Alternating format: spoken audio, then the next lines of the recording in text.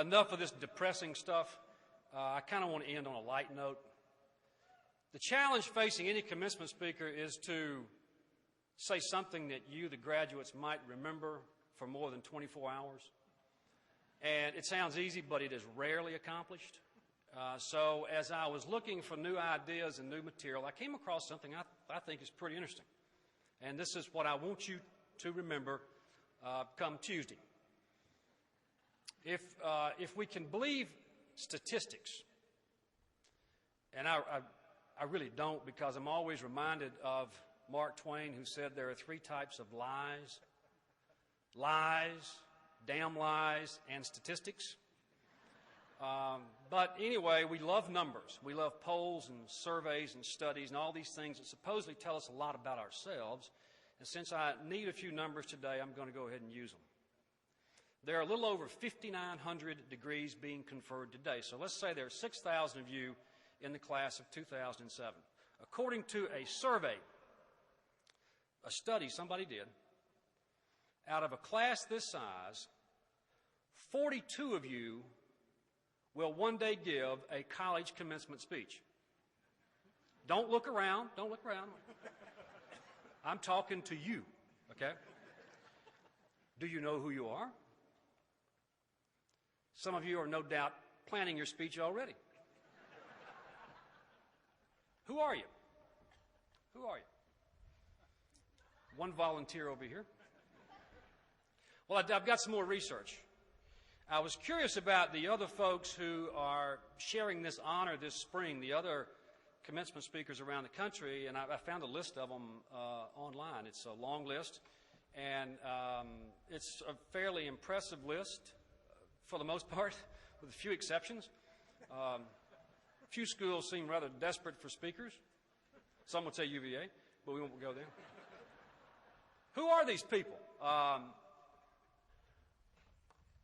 I thought if we looked at the list, it might help us identify the 42 out here. So there's a few factors. First of all, gender. Totally irrelevant. The list is half male, half female. Age. Well, everybody can clap for that. Come on, that's... Age. Age is not important. The youngest commencement speaker I found this spring was 28 years old, and the oldest is 80. Fame is not that big of a deal.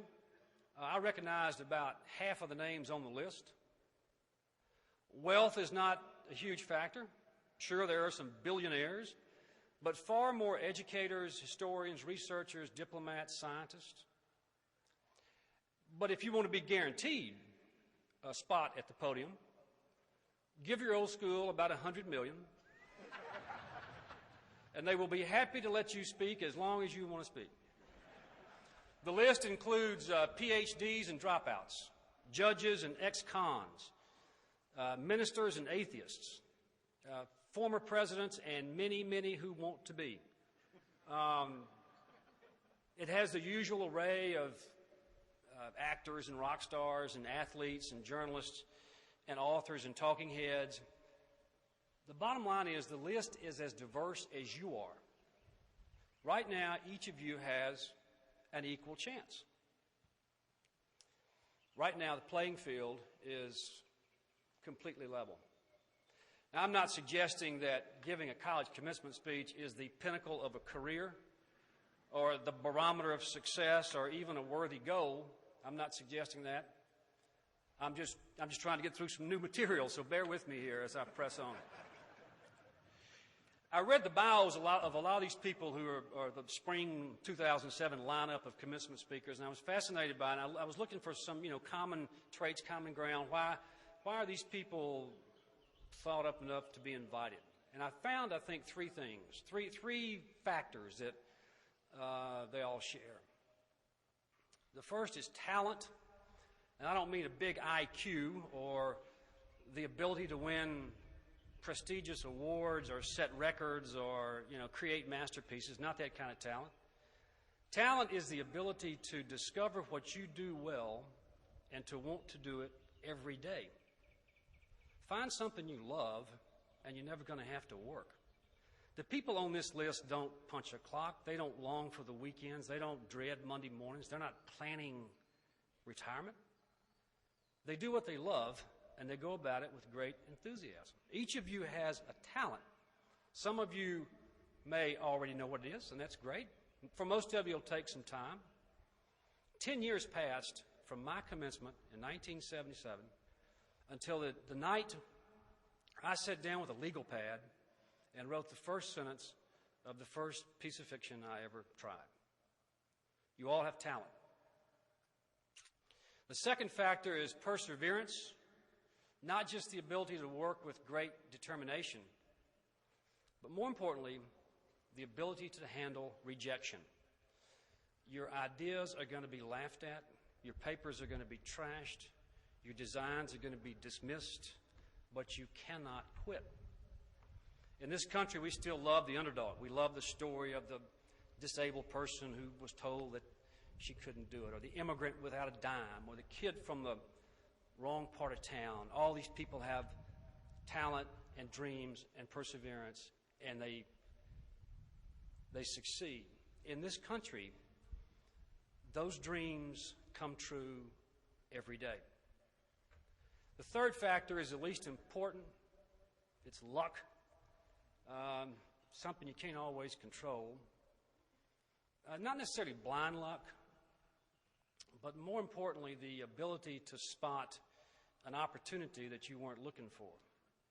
If you have the talent and the perseverance, the luck will take care of itself. Now, I'm not sure that my statistics, as shaky as they are, really apply to this class or to this university. We moved here 13 years ago and discovered this place, and we're never going to leave. We love Charlottesville. One of the great things about living here is we get to meet a lot of students, and I've always been impressed with your talent, your hard work, and most importantly, your determination to make the world a better place.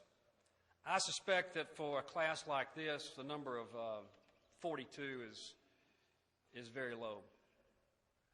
For those of us who live here, our lives are very much intertwined with yours, the universities. You're everywhere. We bump into you. You take over the town when you come to town. We see you everywhere. You arrived in late August as freshmen with nerves on the edge, emotions barely under control, SUVs stuffed with more junk than anybody could possibly need. Around here, as locals, the most important day of the year is not the first football game. I'm not even sure it's Thanksgiving or Christmas. It's the day the freshmen move in, and we all know that. It's circled on our calendars. Many of us simply leave town. Everybody else goes inside and locks the door, and suddenly there's traffic, and there's a real element of danger on the streets. The restaurants are full, the parking lots are full, and you know what? The town comes to life, and so do we. Our lives have been enriched by you through your arts, through your plays and concerts and exhibits. We were exposed to new ideas, new interpretations, new expressions. Through your athletics, we are treated to great competition in a variety of sports. There's always a game in this town. And for the big games, we are always inspired by your raucous enthusiasm. And what big football game wouldn't be complete without your orange face paint and semi-nude bodies? You have kept us younger. Thank you. But now you guys have to leave. You can't stay here until you're 30. Life doesn't work that way. And in about 3 months, August 25th to be exact, the freshmen are coming to replace you. You have to leave now. You have been superbly educated. Go forth and start working on your speeches. Thank you.